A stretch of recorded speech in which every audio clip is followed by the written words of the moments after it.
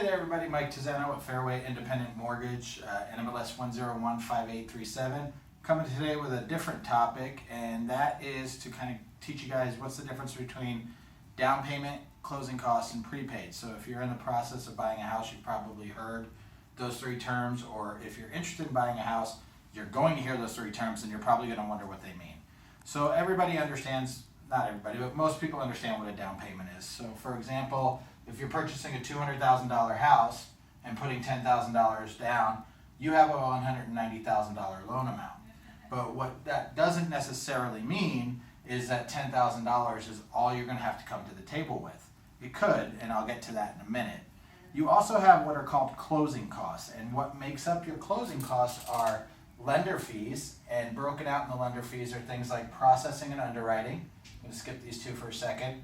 Appraisal, credit reporting, flood certifications. Those are things that your lenders have to order or utilize, and those are fees that every lender charges, a processing and underwriting fee and those types of things.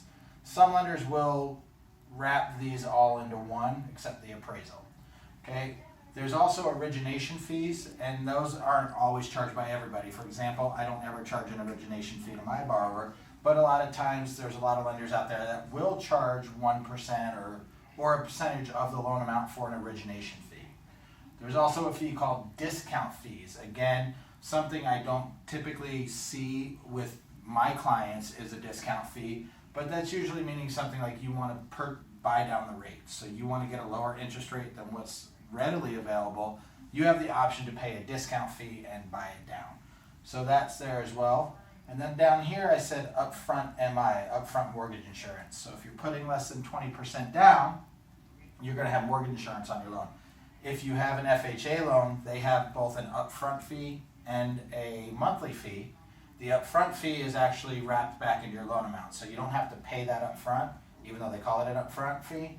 And then if you choose to do upfront mortgage insurance versus monthly on a conventional loan, you're going to have the upfront mortgage insurance as a closing cost as well. And that's something you can choose to do, and when we do an application for you, we can kind of run numbers and see if it makes sense.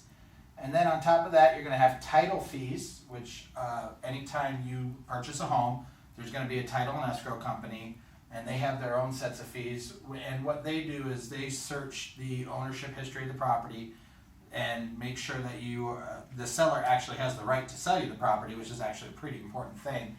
And then they put insurance on it as required by the lender to make sure that if somebody does have a claim to the property, you're not just out the money, you get paid. So that's for you.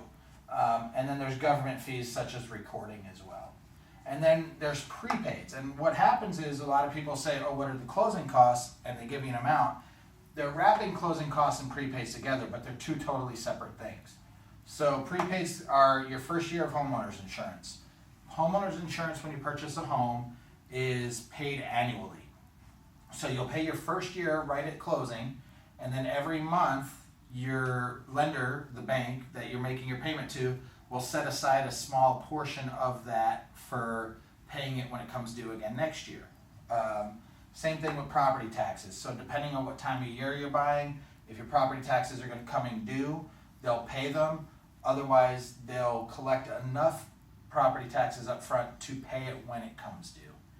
And then there's establishing your escrow account. How I was just talking about how as part of your payment, the bank collects a small sum of money every month to put aside to pay insurance and property taxes. That's your escrow account. And then there's prepaid interest. Whenever you pay your mortgage bill, if you pay your February payment, the interest you're paying is from January 1st to January 31st. So if you close on a home, let's say February 15th, your first payment's not going to be due till April 1st. So that's a good thing, but you will be in the loan as of February 15th, so you will owe interest from February 16th through February 29th. I know that sounds like a lot, it could be overwhelming. The really good news is all of this can be paid in full or in part by the seller, and that can be negotiated as part of the contract negotiation. So it's not like you're going to sit here and be like, oh, I have another $6,000 that I have to pay on top of my down payment.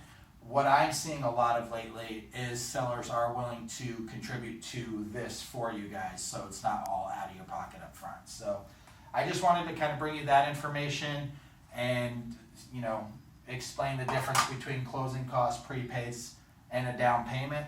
As always, if you have any questions, feel free to call, text, email, direct message me on Facebook. All the contact information will be in the body of this post. I hope you all have a great day, and we'll talk to you soon.